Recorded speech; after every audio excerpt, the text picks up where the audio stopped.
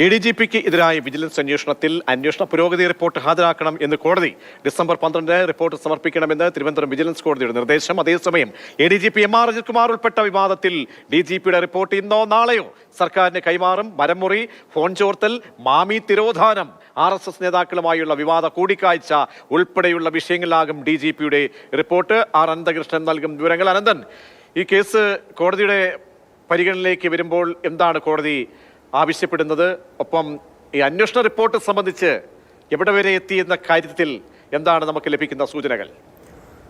Prajeesh, PV Anwar MLA വെളിപ്പെടുത്തലുമായി ബന്ധപ്പെട്ട് അതിലെ സാമ്പത്തിക ക്രമക്കേട് ആരോപണങ്ങൾ അന്വേഷിക്കണമെന്നാവശ്യപ്പെട്ട് ADGP MR അജിത് കുമാറിനെതിരെയും P. ശശിക്കെതിരെയും വിജിലൻസ് അന്വേഷണം ആവശ്യപ്പെട്ടുകൊണ്ട് നെയ്യാറ്റിൻകര നാഗരാജു എന്ന അഭിഭാഷകനാണ് തിരുവനന്തപുരം വിജിലൻസ് കോടതിയെ സമീപിച്ചത്. ആ ഹർജി ഇന്നാണ് കോടതി പരിഗണിച്ചത്. ഹർജിയിലെ പ്രധാന ആരോപണം അനധികൃതമായി ഈ രണ്ടുപേരും സ്വത്ത് സമ്പാദിച്ചതുമായി ബന്ധപ്പെട്ട് വിജിലൻസ് അന്വേഷണം വേണമെന്നായിരുന്നു.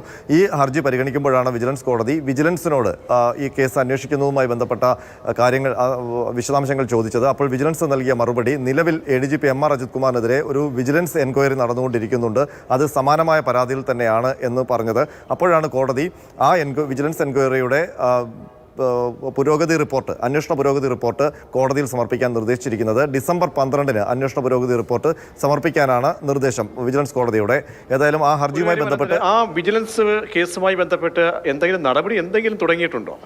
അതിൽ അന്വേഷണം തുടങ്ങിയിട്ടുണ്ട്. പ്രാഥമികമായ പരിശോധനയാണ് ഇപ്പോൾ നടക്കുന്നത്. അതിൽ കേസെടുക്കാനുള്ള എന്തെങ്കിലും വസ്തുതകളുണ്ടോ എന്നുള്ള കാര്യമാണ് വിജിലൻസ് അന്വേഷിക്കുന്നത്. ഏതായാലും 12-ാം തീയതി ആ അന്വേഷണ പുരോഗതി റിപ്പോർട്ട് കോടതിയിൽ വരുമ്പോൾ ആ വിജിലൻസ് എത്രത്തോളം ഇക്കാര്യത്തിൽ മുന്നോട്ട് പോയി എന്നുള്ള കാര്യം വ്യക്തമാകും.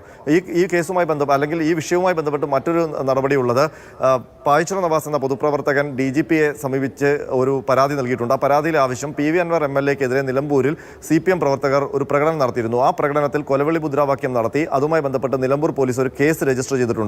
അതിൽ CPM സംസ്ഥാന സെക്രട്ടറി MV ഗോവിന്ദനെ ഒന്നാം പ്രതിയാക്കണമെന്നാണ് പായിച്ചറ നിവാസിന്റെ ഈ DGPക്ക് നൽകിയ പരാതിയിലെ ആവശ്യം. അതിന് കാരണം CPMനെതിരെ PV അൻവർ ഉന്നയിക്കുന്ന ആക്ഷേപങ്ങൾക്കെതിരെ പാർട്ടിയെ സ്നേഹിക്കുന്നവരും പ്രവർത്തകരും അണിനിരക്കണം, രംഗത്ത് വരണം എന്നുള്ളൊരു ആഹ്വാനം വാർത്താ സമ്മേളനത്തിൽ MV ഗോവിന്ദൻ നടത്തി. അപ്പോൾ MV ഗോവിന്ദനെ ആ ആഹ്വാനത്തിന്റെ അടിസ്ഥാനത്തിലാണ് ഈ കൊലവിളി മുദ്രാവാക്യം. അതുകൊണ്ട് ആ കേസിൽ ഗോവിന്ദൻ മാഷിനെ ഒന്നാം പ്രതിയാക്കണം എന്നുള്ളൊരു ആവശ്യമാണ് ഈ പരാതിയിൽ ഉന്നയിച്ചിരിക്കുന്നത്.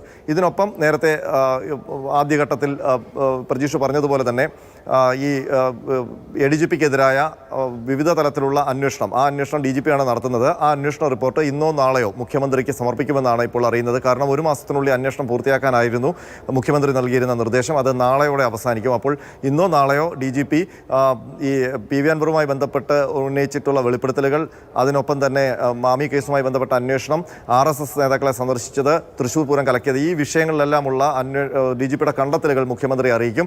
ആ റിപ്പോർട്ടിന്റെ അടിസ്ഥാനത്തിലാകും ADGP MR അജിത് കുമാറിനെ ക്രമസമാധാന ചുമതലയിൽ നിലനിർത്തണോ അതിൽ നിന്ന് മാറ്റണോ എന്നുള്ള കാര്യം സർക്കാർ തീരുമാനിക്കുക. പ്രജീഷ്.